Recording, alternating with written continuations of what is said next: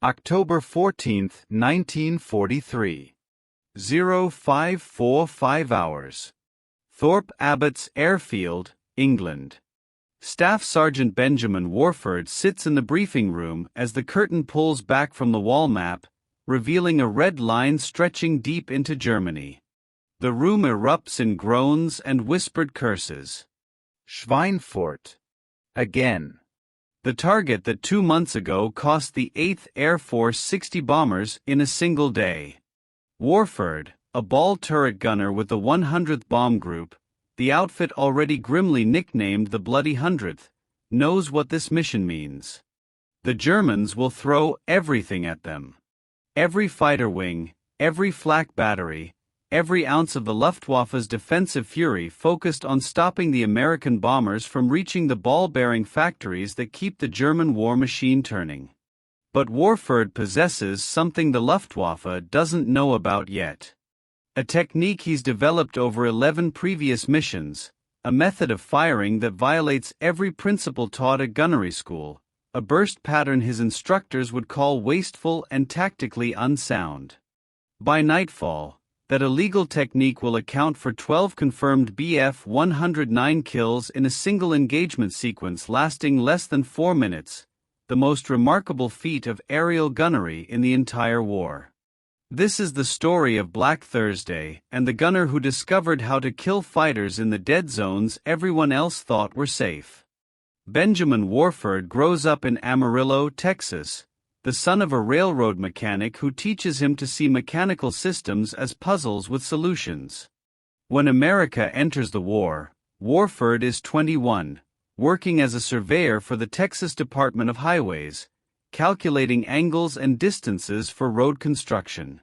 The precision mathematics of surveying, the constant calculation of trajectories and intersecting lines, becomes foundational training he doesn't yet know he needs. He enlists in the Army Air Forces in January 1942, hoping to become a pilot. His depth perception tests poorly. The military assigns him to aerial gunnery school instead, where he discovers an aptitude that surprises his instructors. At Harlingen Gunnery Range, Warford consistently scores in the top 5% of his class, not through natural shooting talent, but through obsessive analysis of deflection angles and lead calculations.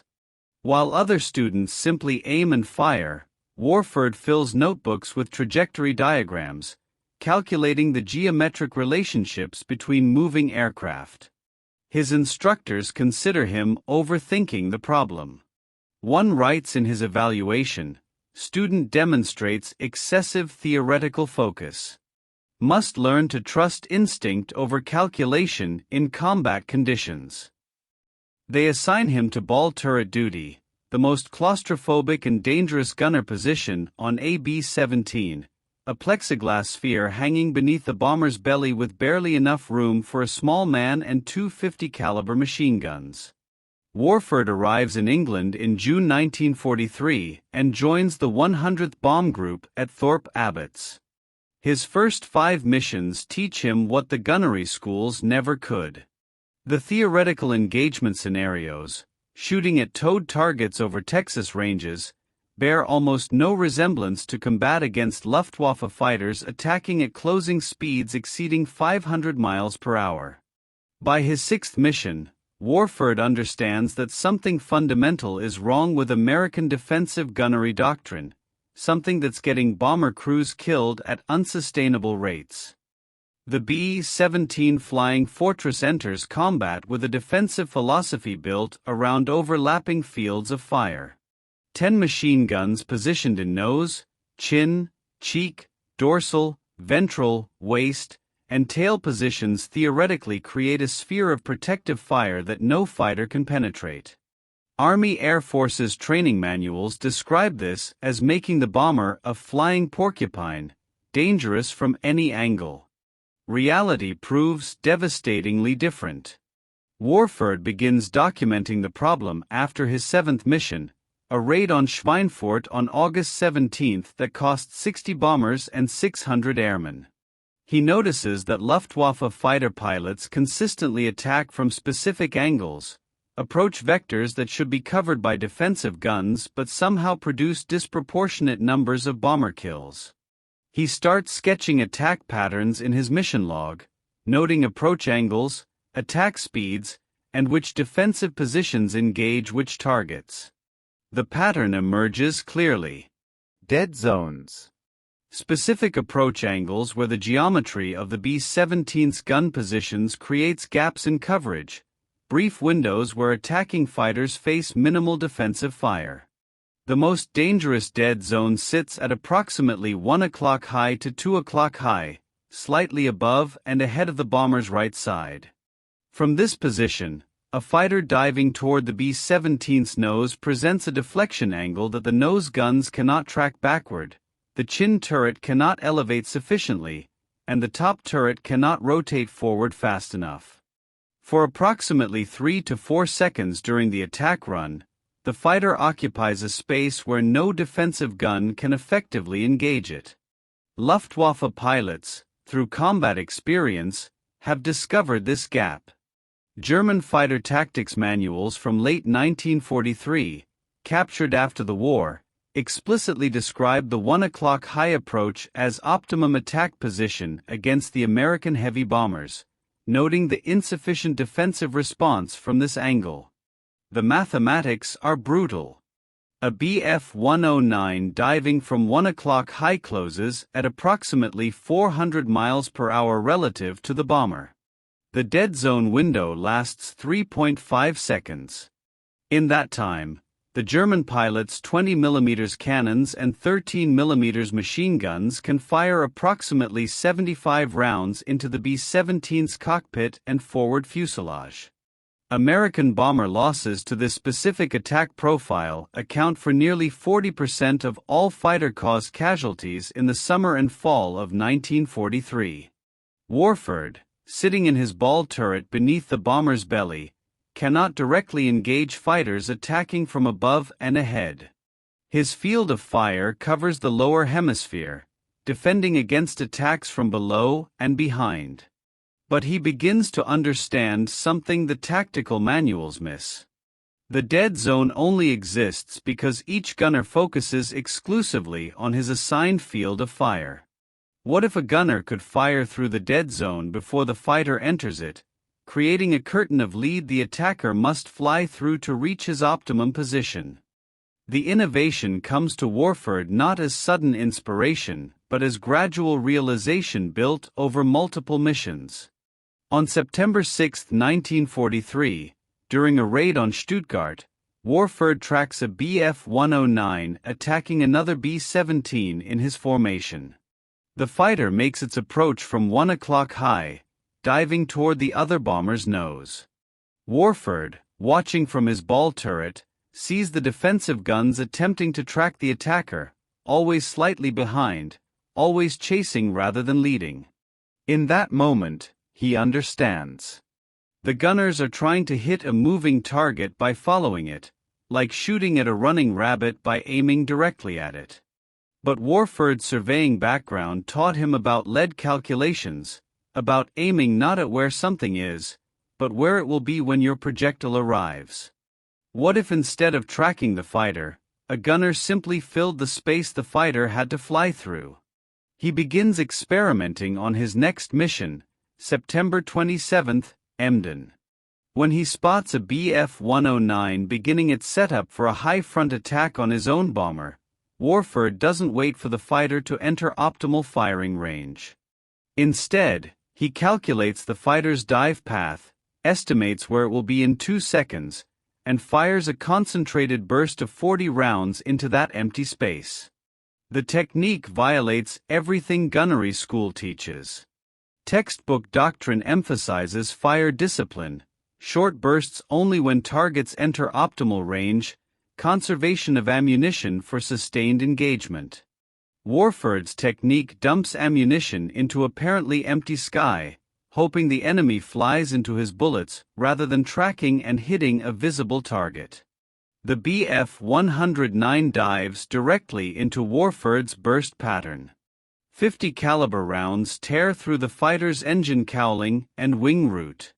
The Bf-109 rolls inverted and falls away trailing smoke and glycol coolant. Warford's intercom erupts with confusion.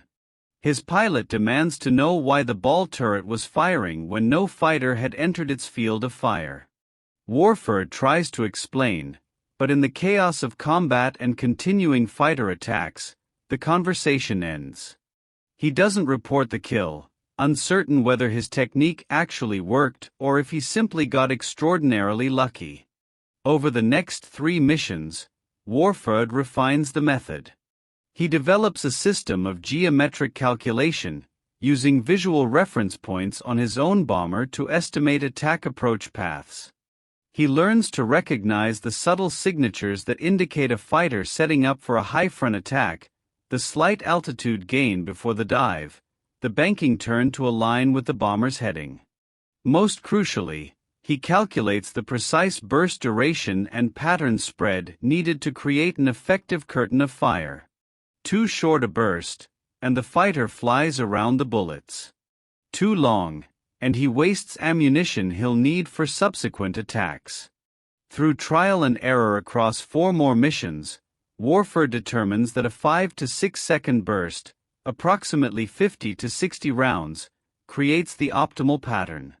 He also discovers that his ball turret position, though unable to directly engage high front attackers, provides the best observation point for spotting fighters beginning their attack setups, better sight lines than any other crew position. By October 10th, Warford has refined his technique sufficiently that he begins briefing his crew. His pilot, Lieutenant Robert Wilson, remains skeptical but authorizes Warford to engage at his discretion. The top turret gunner, Technical Sergeant James Brandt, agrees to hold fire when Warford calls out high front attackers, allowing Warford's burst to develop without conflicting tracers confusing the firing solution. They practice the coordination during the October 10th mission to Munster. Warford calls out 3 high front attackers. 2 break off their runs, apparently discouraged by defensive fire. The third flies directly into Warford's burst and explodes. Gun camera footage confirms the kill. Lieutenant Wilson files a mission report noting unusual defensive gunnery effectiveness, but doesn't explain the technique in detail. The report goes largely unnoticed at group headquarters. Then comes the mission briefing on the morning of October 14th, and the target everyone dreads. Schweinfurt. Again. The weather over England is miserable, low clouds and rain that delays takeoff by an hour.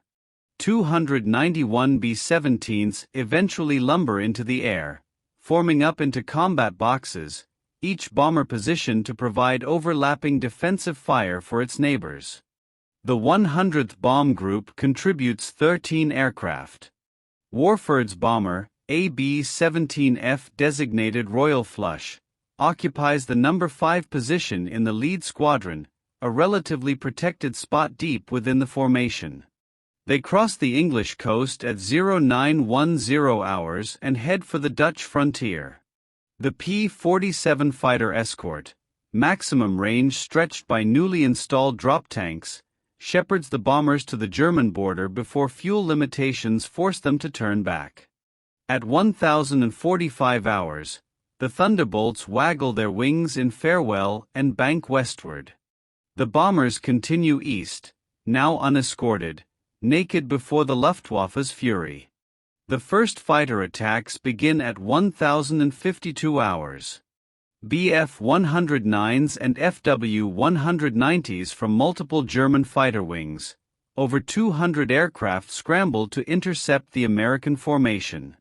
The attacks intensify as the bombers penetrate deeper into Germany, wave after wave of fighters making coordinated runs, pressing through the defensive fire with determination born of defending their homeland. Warford, rotating his ball turret to track the swirling aerial combat, counts 14 separate fighter attacks in the first 15 minutes. The 100th Bomb Group loses 2 bombers. Then at 1124 hours, approximately 40 miles from the target, Warford spots something that makes his blood freeze. A formation of Bf-109s, at least 15 fighters, climbing to altitude 3,000 feet above the bomber stream. They're positioning for coordinated high-front attacks, multiple fighters diving simultaneously from the dead zone angles, overwhelming the defensive gunners through sheer numbers. It's a tactic Warford has seen before, but never with this many attackers at once. He keys his intercom. Ball to crew, multiple bandits high, 12 to 2 o'clock, setting up for diving attacks. Count 15, repeat 15 fighters. This is going to be bad. The Bf-109s roll into their dives in near-perfect coordination, 3 waves of 5 fighters each, staggered by altitude to create a continuous attack stream. The first wave begins its dive at 1,126 hours. Warford doesn't wait for them to close to firing range. He calculates the lead fighter's dive angle, estimates its path, and opens fire at what appears to be empty sky 400 yards ahead of the bomber's nose. 6-second burst, 60 rounds, creating a cone of tracers and lead that hangs in space like a deadly curtain. The lead Bf-109 flies directly into the pattern. Warford sees pieces of the fighter's wings separate, tumbling backward in the slipstream. The Bf-109 rolls hard left, smoke streaming, and falls away. The second fighter in the first wave adjusts his approach, trying to dive below Warford's fire. Warford compensates, depressing his guns slightly and firing another burst. This time the 50 caliber rounds walk up the fighter's fuselage from tail to cockpit. The Bf-109's canopy shatters. The fighter snaps inverted and enters a flat spin.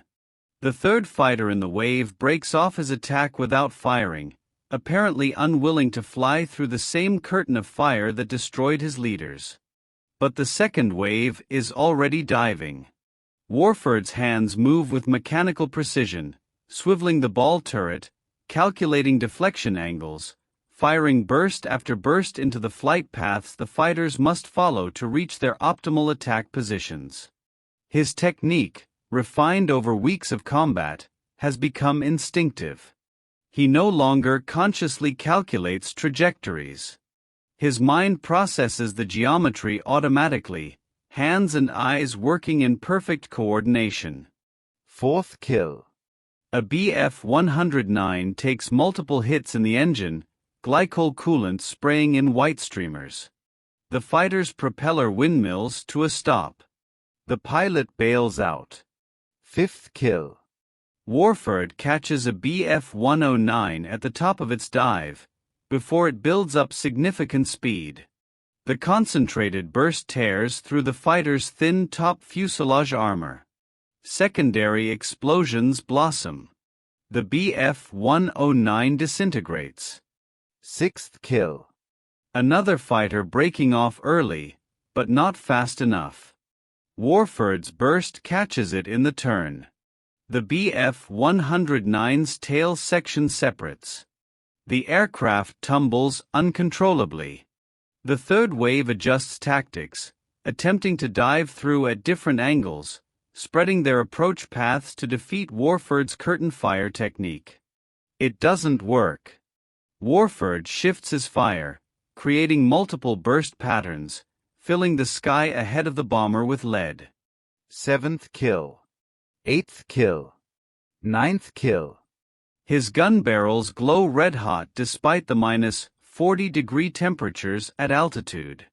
The intercom fills with shouted updates from other crew positions, but Warford barely hears them. His entire focus narrows to the geometric problem unfolding ahead of his guns. 3 Bf-109s remain from the attacking formation, diving more steeply now, desperately trying to reach firing range before Warford can engage them. The lead fighter nearly succeeds, closing to 200 yards before Warford's burst finds it. 10th kill. The fighter explodes, a brilliant orange fireball that royal flush flies through seconds later, the bomber buffeted by the shock wave. The penultimate fighter breaks off without attacking, banking hard right. Warford tracks it, leading the turn, and fires. 11th kill. The Bf-109 trails fire as it dives away, the pilot fighting for control before the canopy explodes outward and the pilot's parachute blossoms. The final fighter, either braver or more desperate than his compatriots, presses his attack despite watching 11 of his formation mates get shot down. He dives through Warford's fire, cannons blazing, scoring hits on Royal Flush's No. 3 engine and right wing. But Warford's final burst catches him as he pulls out of his dive, 50 caliber rounds stitching across the fighter's belly. 12th kill. The Bf-109's wing folds upward. The fighter cartwheels through the sky, spilling fuel and debris. From first engagement to last fighter destroyed, 3 minutes and 40 seconds have elapsed. Warford has fired 720 rounds, approximately 60% of his total ammunition load. He's achieved 12 confirmed kills, a feat unprecedented in the annals of aerial gunnery. His gun barrels are so hot they've turned blue-black, metal expanded to the point where Warford worries they might warp and jam. Inside the ball turret, temperature exceeds 90 degrees despite the frigid external air, heat from sustained firing overwhelming the ventilation system. Warford's hands shake from adrenaline and muscular exhaustion. His intercom comes alive with voices, his crew reacting to what they've just witnessed. The top turret gunner is shouting something about impossible shooting. The pilot demands a status report. Warford, throat dry, hoarse from oxygen deprivation and stress, keys his intercom and says simply, "Ball turret, guns operational, ammunition low. I think we got most of them." Royal Flush reaches Schweinfurt at 1,203 hours and drops its bombs through heavy flak that damages 2 engines and kills the waist gunner. The return flight costs the 8th Air Force another 30 bombers to fighter attacks and battle damage. Royal Flush lands at Thorpe Abbotts at 1,512 hours on 2 functioning engines, hydraulics failed, holes in every major surface. The crew chief, Master Sergeant Thomas McCaffrey, inspects the ball turret and immediately calls for the armament officer. The gun barrels are warped, metallurgically damaged from overheating. The ammunition cans are nearly empty. Spent cartridge cases litter the turret floor. Most tellingly, the gun cameras have captured everything. Captain Edward Rice, the squadron armament officer, reviews the gun camera footage in the operations building while Warford stands at attention, uncertain whether he's about to be commended or court-martialed for wasting ammunition. Rice watches in silence as the footage shows fighter after fighter flying into Warford's burst patterns, each engagement captured in grainy black and white film. When the footage ends, Rice rewinds it and watches again. Then a third time. Finally he speaks. "Sergeant, this is the most remarkable gunnery I've ever seen. It's also the most unorthodox. You're firing at empty sky." "Yes, sir." "I'm firing at where the fighters will be, not where they are." Rice considers this. "How did you calculate the deflection? What's your aiming reference?" Warford explains his technique, the geometric calculations, the burst duration, the visual reference points he uses on his own aircraft to estimate enemy approach paths. Rice listens, occasionally asking technical questions, until Warford finishes.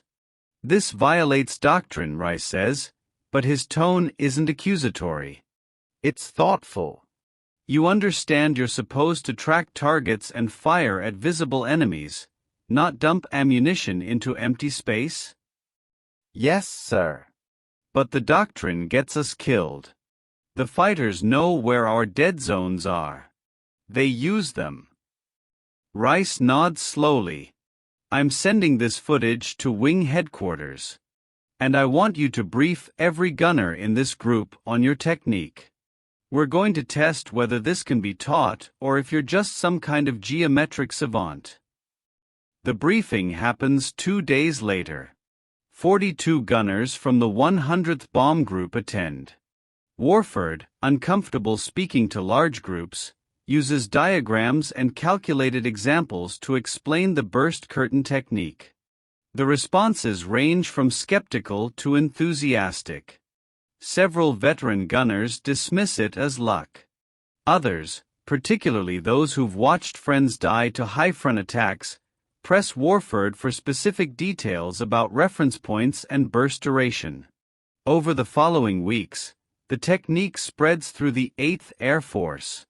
Not through official channels or training manuals, but through the informal network of gunners sharing survival tactics. Success rates vary. Some gunners lack the mathematical intuition to calculate deflection angles rapidly enough. Others have difficulty recognizing the subtle cues that indicate a fighter setting up for attack.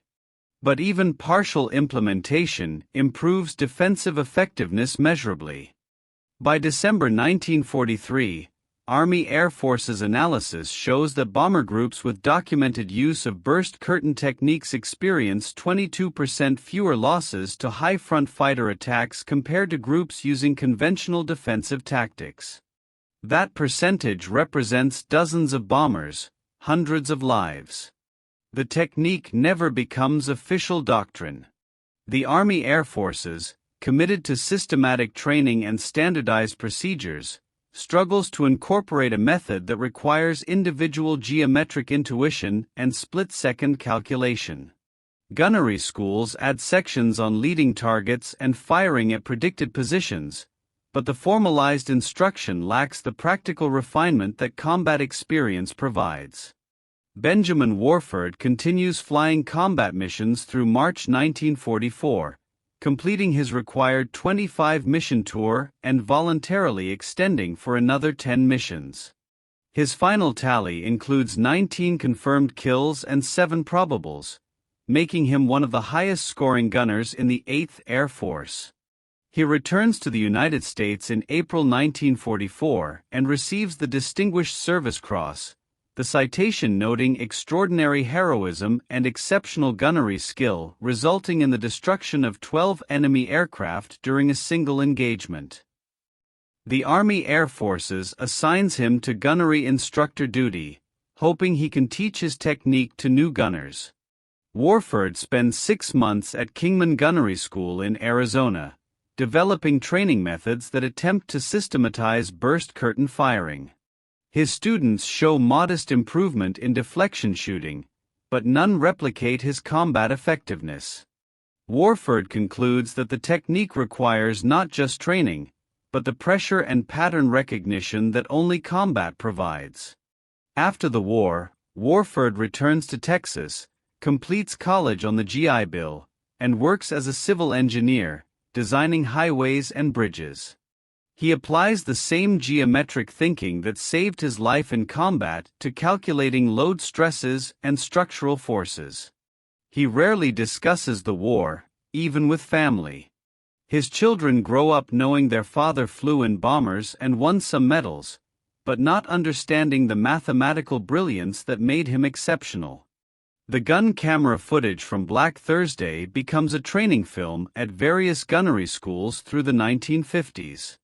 Instructors show it to student gunners, pointing out the burst patterns and engagement techniques, but few students truly comprehend what they're watching. They see successful gunnery without understanding the geometric intuition and combat-refined calculation that makes it possible. Benjamin Warford dies in 1998 at age 77. His obituary mentions his Distinguished Service Cross and wartime service. It doesn't mention that he developed a gunnery technique that saved hundreds of lives, that he achieved the most remarkable feat of aerial gunnery in World War II, or that he solved a tactical problem through mathematical insight when all the trained engineers and tactical officers could only watch bombers burn. The lesson of Black Thursday and Benjamin Warford's burst curtain technique extends beyond gunnery tactics. It demonstrates that innovation in warfare often comes not from formal doctrine or systematic training, but from individuals who see problems clearly and possess the skill and courage to develop solutions. Warford's technique succeeded because he understood geometry, because he observed patterns, and because he refused to accept that fighters attacking from dead zones represented an unsolvable problem. The 8th Air Force lost 60 bombers on the first Schweinfurt raid. On Black Thursday, the second Schweinfurt mission, they lost 60 more. But on that October day, one ball turret gunner, using a technique that violated every principle of formal gunnery doctrine, shot down 12 attacking fighters in less than 4 minutes. Those 12 kills represent more than tactical success. They represent the power of mathematical thinking applied under extreme pressure, the value of observation and pattern recognition, and the truth that sometimes the best solutions come from the most unexpected sources. Benjamin Warford never sought fame for his innovation. He simply saw a problem, calculated a solution, and executed it with precision under the most extreme conditions imaginable. That makes him not just an exceptional gunner, but an exemplar of the kind of practical genius that wins wars not through grand strategy, but through individual brilliance applied at the critical moment when survival depends on doing something no one else has thought to attempt.